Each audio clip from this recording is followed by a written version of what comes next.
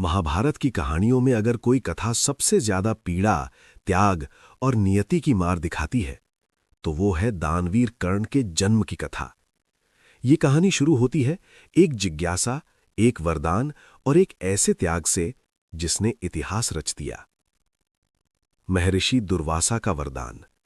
जब माता कुंती अभी अविवाहित थीं और अपने पिता राजा कुंती भोज के महल में रहती थीं, तभी महर्षि दुर्वासा वहां पधारे।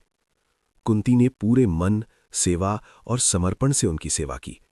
उनकी भक्ति से प्रसन्न होकर महर्षि दुर्वासा ने कुंती को एक दिव्य मंत्र प्रदान किया। उन्होंने कहा, हे कुंती, इस मंत्र का जाप करके तुम जिस भी देवता का स्मरण करोगी, वो स्वयं प्रकट होकर तुम्हें अपने समान तेजस्वी पुत्र प्रदान करेगा। बाल जिज्ञासा ने बदली किस्मत। एक सुबह कुंती ने देखा, सूर्यदेव आकाश में अद्भुत तेज से चमक रहे थे। मन में एक विचार आया, क्या सच में ये मंत्र काम करता है? बस बिना परिणाम सोचे कुंती ने सूर्य की ओर मुख करके उस मंत्र का जाप कर दिया। क्षण भर में सूर्यदेव स्वयं प्रकट हो गए। कुंती भयभीत हो गई और बोली, हे देव, मैंने तो केवल मंत्र की परीक्षा ली थी, पर देवताओं का आह्वान कभी व्यर्थ नहीं जाता।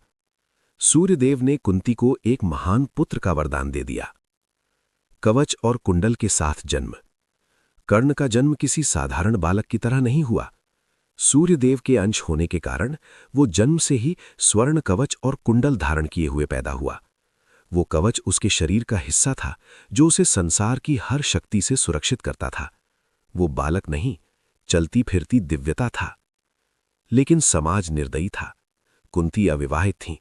उस युग में बिना विवाह मां बनना पाप और कलंक माना जाता था। परिवार की बदनामी के डर से भारी हृदय और आंसुओं के साथ कुंती ने उस मासूम बालक को एक लकड़ी की पेटी में रखा और अश्वा नदी में बहा दिया। ये केवल एक बालक का त्याग नहीं था, ये एक मां का हृदय चीर देने वाला निर्णय था। सूत पुत्र की पहचान। वो पेटी बहते बहते हस्तिनापुर पहुंची। वहां राजा धृतराष्ट्र के सारथी अधिरथ और उनकी पत्नी राधा ने उसे देखा। उनकी कोई संतान नहीं थी। उन्होंने उस बालक को ईश्वर का प्रसाद मानकर अपना लिया। उसका नाम रखा गया वसुसेन। लेकिन राधा द्वारा पालन पोषण होने के कारण वो आगे चलकर राधेय कहलाया और यहीं से शुरू हुई एक राजकुमार की सूत पुत्र बनने की कहानी। इस जन्म कथा से सीख। नियति, डेस्टिनी। कर्ण जन्म से राजकुमार था, लेकिन किस्मत उसे एक सारथी के घर ले आई। इंसान कहां पैदा होता है, ये उसके हाथ में नहीं होता। संघर्ष ही पहचान है। कर्ण की पूरी जिंदगी अपनी पहचान के लिए संघर्ष थी। उसने हर बार साबित किया, इंसान नाम से नहीं, कर्म से बड़ा होता है। एक दिलचस्प तथ्य, क्या आप जानते हैं कर्ण को कर्ण नाम कैसे मिला? जब उसने अपने शरीर से कवच काटकर दान कर दिया, तब देवताओं ने उसे ये नाम दिया। कर्ण का अर्थ होता है काट कर देने वाला दानी।